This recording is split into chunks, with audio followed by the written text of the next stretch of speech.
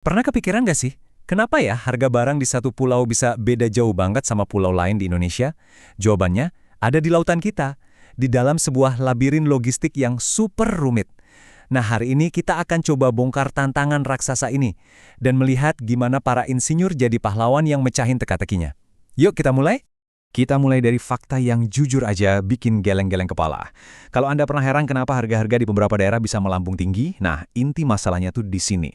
Ironis banget kan, di negara maritim sebesar ini, ternyata nyambungin titik-titik di dalam negeri sendiri malah lebih mahal daripada kirim barang ke luar negeri. Oke, ini dia peta jalan kita hari ini. Kita bakal mulai dari masalah biaya ini, terus kita kenalan sama para insinyur yang jadi otaknya solusi, kita lihat perbaikan fisik dan digital yang mereka rancang, dan akhirnya kita intip gimana masa depan konektivitas maritim Indonesia. Sekarang langsung aja kita masuk ke bagian pertama. Kita akan coba bedah angkanya, biar kita semua kebayang segede apa sih sebenarnya tantangan yang kita hadapi ini. Sebelum kita lihat angkanya, penting buat kita kenalan dulu sama yang namanya LCSC.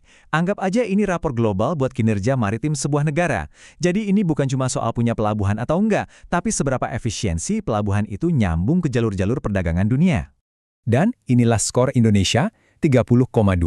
Biar ada gambarannya, negara-negara jagoan maritim itu skornya bisa di atas 100. Jadi angka ini tuh nunjukin kalau PR kita masih banyak banget. Ini sekaligus jadi bukti skala tantangan yang harus kita taklukkan. Oke, masalahnya udah jelas. Sekarang kita geser fokusnya ke orang-orang yang tugasnya ngeberesin ini semua. Mari kita lihat peran sentral para insinyur dalam memetakan ulang jalur maritim bangsa kita. Nah, yang menarik banget di sini, ternyata peran insinyur itu bukan cuma soal teknis loh. Mereka itu secara hukum diakui sebagai mitra strategis pemerintah. Dari bantu bikin aturan sampai menjalankan operasi di lapangan, mereka ini benar-benar tulang punggung dari setiap kemajuan maritim kita. Selanjutnya, kita bakal lihat bagian pertama dari solusinya. Upgrade hardware-nya dulu nih, alias infrastruktur fisik pelabuhan di seluruh negeri. Kita akan pakai satu studi kasus yang keren banget. Dan kita ambil contohnya Pelabuhan Makassar. Ini adalah contoh nyata gimana perbaikan yang fokus bisa ngasih hasil yang wow, dramatis. Ini bukan sekedar renovasi biasa. Ini adalah soal merancang ulang efisiensi secara total. Coba deh, lihat angka-angka ini. Gila kan? Waktu bongkar muat kapal di pelabuhan itu dipangkas lebih dari setengahnya. Bayangin, dari nunggu lebih dari 8 hari, sekarang kurang dari 4 hari kapal udah bisa cabut lagi. Ini bukan cuma hemat waktu ya, ini secara efektif bisa melipat gandakan kapasitas pelabuhan tanpa perlu bangun dermaga baru. Barang jadi lebih cepat sampai, dan biaya operasional jelas turun drastis. Dan peningkatan ini semua bukan kebetulan atau sulap ya, ini adalah hasil dari strategi yang jelas untuk naikin apa yang disebut tingkat kematangan pelabuhan, sebuah standar yang ngukur kualitas teknologi, proses, fasilitas, sampai sumber daya manusianya. Kelihatan kan, mereka pasang target di level 3 dan berhasil mencapainya. Ini bukti nyata dari sebuah modernisasi yang sistematis dan berhasil. Oke, dari hardware, sekarang kita pindah ke revolusi software-nya. Mari kita lihat gimana teknologi membuat seluruh sistem ini jadi jauh lebih pintar dan lebih responsif. Biar paham, kita kilas balik sedikit ya. Kita ini sekarang ada di era industri 4.0. Kalau dulu ada mesin uap, listrik, komputer, nah sekarang ini eranya data, sensor, kecerdasan buatan, dan big data lagi mengubah total cara kerja logistik dari pabrik sampai ke kapal.